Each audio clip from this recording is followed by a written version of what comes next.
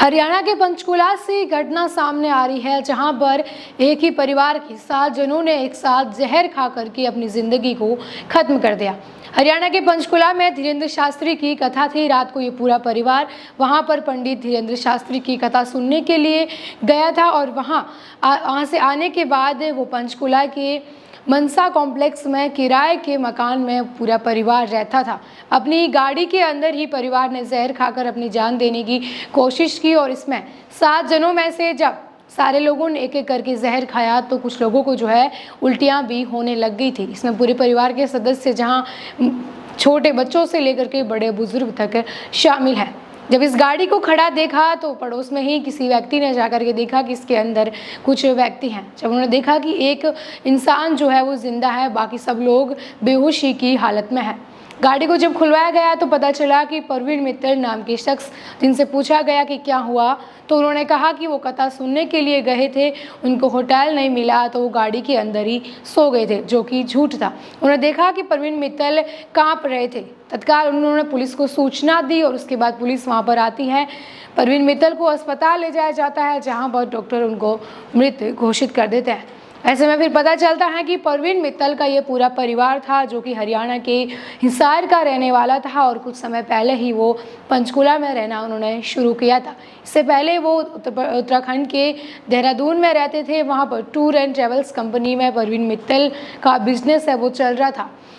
इस मौत का पीछे का कारण सुसाइड नोट में परवीन मित्तल ने घाटा लिखा है, जिसमें उन्होंने लिखा है कि उनके परिवार पर बहुत ज़्यादा कर्ज आ चुका है। उन्होंने कहा कि मैं बैंक करप्ट हो चुका हूं, इसलिए मुझे परिवार सहित सभी लोग अपनी जान देने के लिए मजबूर हो गए हैं, जिसमें परवीन मित्तल की उनकी माता पिता, 2 बेटियां, 1 बेटा और पत्नी है जो शामिल है, जिन्होंने जहर खाया। उसके बाद उनको वहां पर उल्टियां होने लगी और वहीं गाड़ी के अंदर ही 6 जनों की मौत हो गई।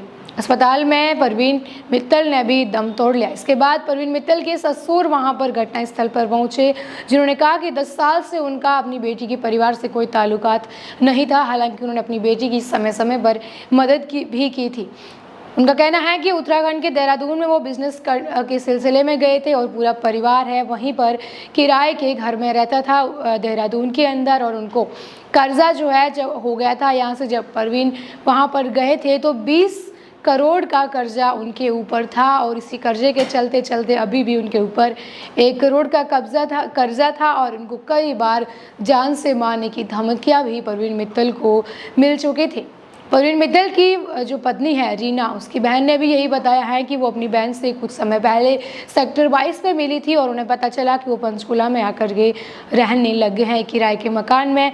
इस तरह से देखिए, एक ही परिवार के 7 जनों का एक साथ जान देना एक सनसनी वाला ये मामला है, जिसमें पुलिस इस पूरे मामले की जांच भी कर रहे हैं। जहां एक और 2 पन्नों का एक बड़ा सुसाइड नोट इसमें मिला है, जिसमें उन्होंने साफ लिखा है कि उनके ससुर को कुछ भी मत कहना और उनके परिवार के जान देने की पीछे की जो वजह है वो अत्यधिक कर्जा है, उनको घाटा हो गया है और इसी के चलते वो परेशान होकर के अपनी जान दे रहे हैं, खुद को हमेशा के लिए ख़त्म कर रहे हैं।